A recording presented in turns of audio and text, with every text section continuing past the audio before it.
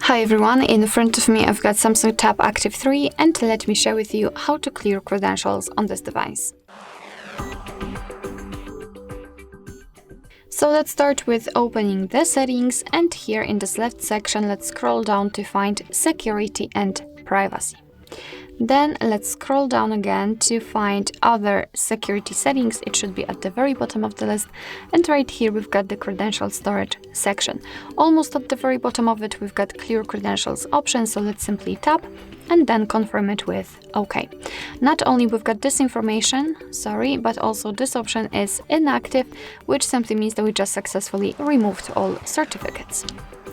Alright, so that will be all. Thank you so much for watching. I hope that this video was helpful, and if it was, please hit the subscribe button and leave the thumbs up.